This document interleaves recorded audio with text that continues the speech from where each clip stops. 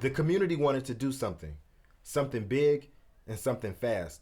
Initially, Fenger High School's principal, Ms. Dozier, requested that an Adopt a Block initiative be created at Fenger.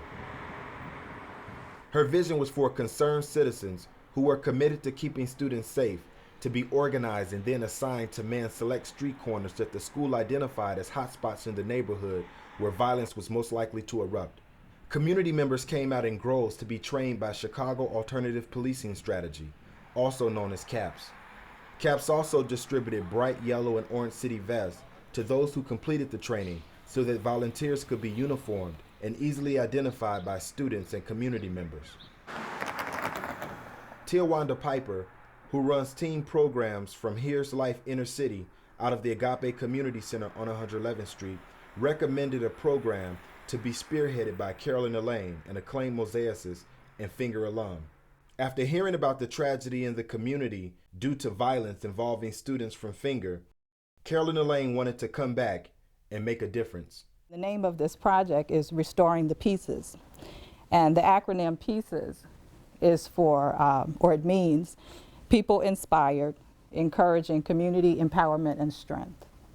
She proposed to do a community art mosaic project in order to facilitate and initiate the healing process for all community stakeholders. Art has a very innate healing property. It allows you to kind of get freed up, you know, and step into a space where you can just be creative and be expressive. And it's a nonviolent self-expression also, and that's a lot of what's missing too in our schools.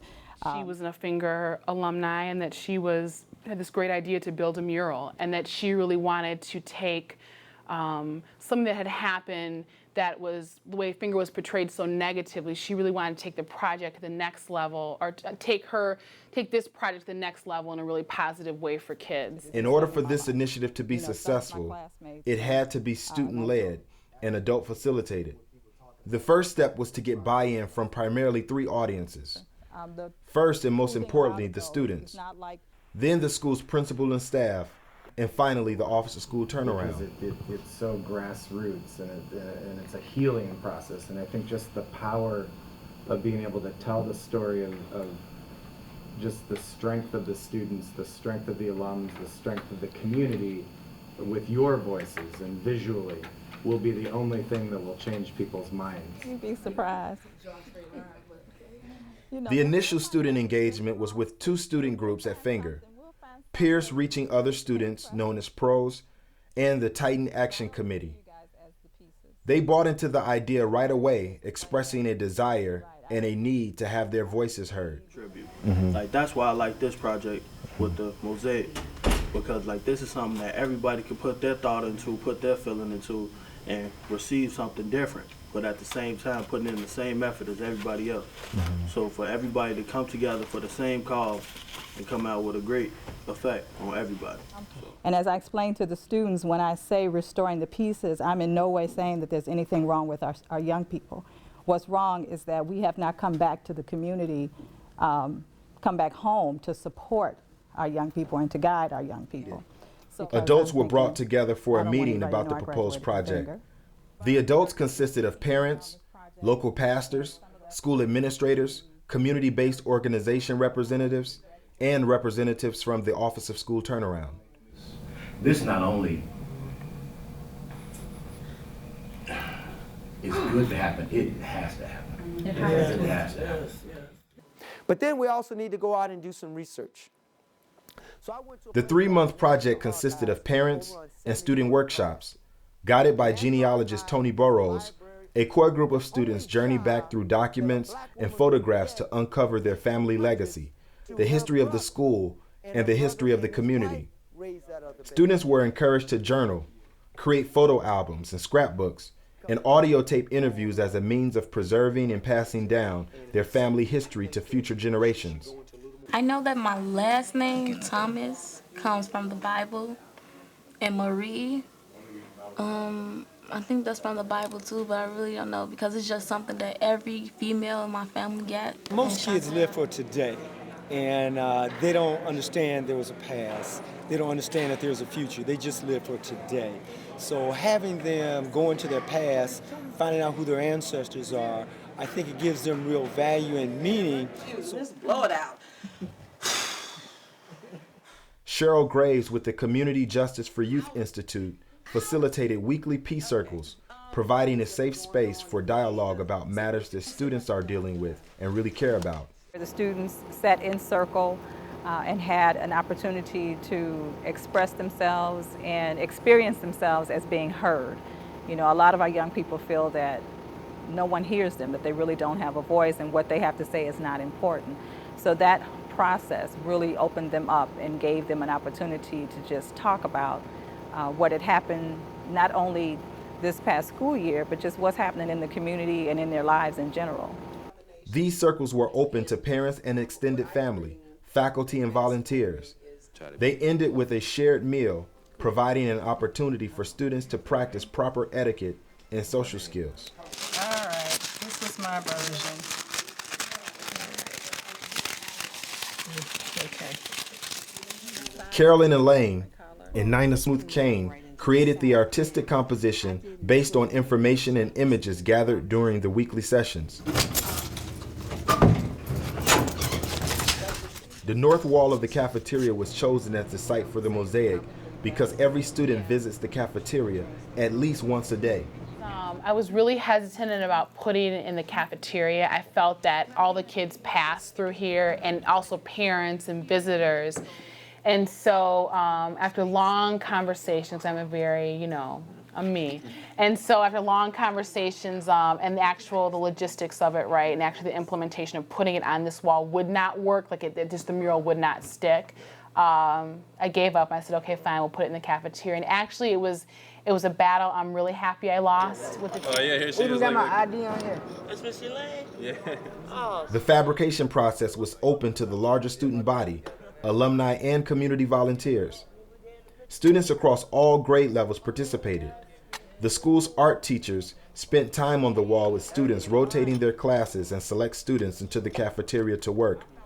They learned how to prepare materials, which included prepping and sanding the wall, enlarging images to scale, cutting mirrors, breaking and sorting tile, working with specific tools, and grouting materials.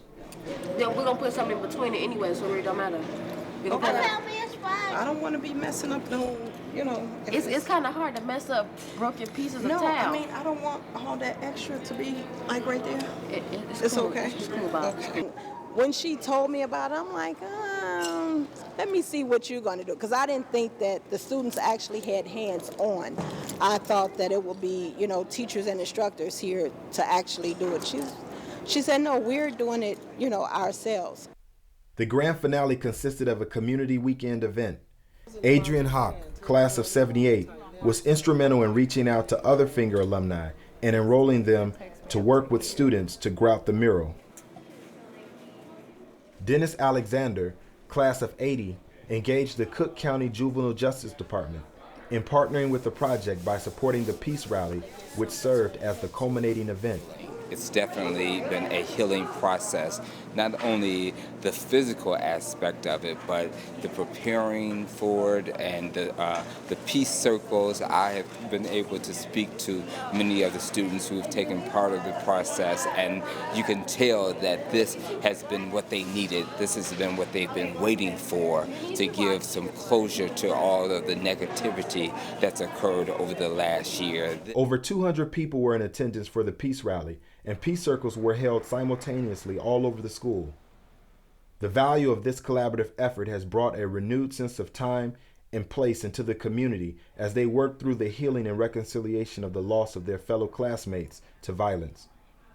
Quotes such as, "You are the sum total of the choices you have made," are placed within the mosaic as a subtle reminder that they are empowered to choose their own legacy. This 700 square feet mural now serves as a backdrop for their everyday lives. The composition gives students the means to stand and be fortified by their cultural and ancestral background as they strive to reconcile the events of their past and declare themselves in the present moment using restorative justice as a strategy for peace. While the tangible, finished artwork is beautiful. It is the process that will be remembered in hearts and minds for a long time. While the death of every child lost to violence is worthy of media attention, the impact on the community and fellow classmates is often obscured by false perceptions and stereotypes. Not all students at Fenger High School are involved in violence and gang-related activities, yet they carry the burden of that stereotype. One of the goals of this project was to help shift the negative view of Fenger students that was disseminated around the world. This project was featured on Chicagoing with Bill Campbell and in the August issue of Ebony magazine. The Peace Rally and Mural Celebration received national media coverage from National Public Radio, also known as NPR. I can only hope that in some small way, we have begun to change the negative view by creating an experience and work of art that honors the memory of Darian Albert and all of the children who have fallen victim to senseless violence, while providing others with an opportunity to see the endless potential of our students. It is so funny to look back at these pictures, girl. But what this project showed was that the students do care. The students do have a heart. The students do want to be given the opportunity to be able to show that. And this project definitely did that. People were judging the school based on what they saw in the media, but they haven't seen the school inside to actually judge us, because it's actually a wonderful school. I feel as if it's a very good school. I think it was absolutely overblown. I mean, the Fenger was, the way the media had portrayed it was one of the reasons why Chicago had lost the Olympics. Absolutely, not true. You cannot blame my students for the reason why we lost the Olympics. I think they were portrayed in a very negative light.